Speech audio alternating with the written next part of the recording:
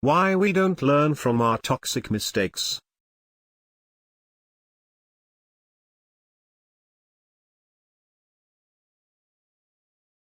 There were two medical tragedies that had been engraved deeply in the recent medical history. Both of these episodes stemmed from the uncontrolled use of synthetic chemicals.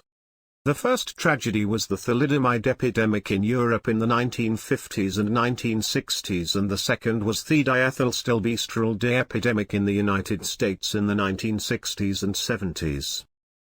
Thalidomide is a synthetic chemical that was developed in the 1950s.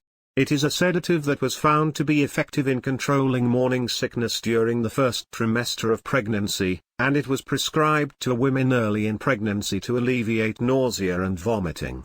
Most use of the drug's use occurred in Europe. Within a year after the initial use of thalidomide to control morning sickness, pediatricians in Europe began to observe increasing numbers of babies born with a previously rare birth defect of the limbs called phocomelia, which is a congenital malformation in which the child's limbs, usually the arms, are extremely short or missing. Virtually all of the affected babies had been exposed in the womb to thalidomide. Thalidomide's effects were found to be most harmful when it was taken between days 34 and 50 of pregnancy, which is precisely the stage in which limbs are forming.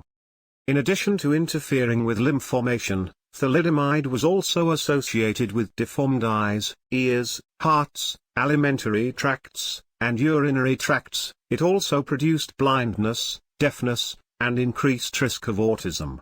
The pattern of the abnormalities reflected the exact timing of exposure because different organs in a baby are formed at different times during pregnancy. Thalidomide was prescribed extensively to pregnant women around the world, and more than 10,000 cases of phocomelia were reported, including 8,000 in Germany alone, before thalidomide was removed from the market and the epidemic was halted. The second tragedy involved diethylstilbestrol D, a synthetic form of estrogen developed in the 1940s. It was prescribed to as many as 5 million pregnant women in the United States in the 1960s and early 1970s to block spontaneous abortions, miscarriages, and to promote fetal growth. A decade later, gynecologists began observing cases of a rare cancer, adenocarcinoma of the vagina, in young women. Peak incidence of the cancer occurred in the years immediately after puberty. Careful medical detective work revealed that the great majority of the young women with vaginal cancer had been exposed to D in their mothers' wombs. Their mothers were physically unaffected. Further long-term follow-up studies have now shown that after age 40, D daughters have a 2.5-fold increased incidence of breast cancer. Reproductive abnormalities have also been seen in D sons. The thalidomide and D tragedies demonstrated with painful clarity that infants and children, especially during the 9 months before birth, are much more sensitive than adults to toxic chemicals in the environment and can suffer unique forms of injury that have no counterparts in adult life.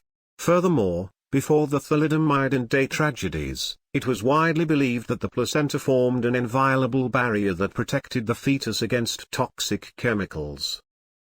That belief is now understood to be untrue because these events proved that toxic chemicals could cross the placenta into the body of the unborn child.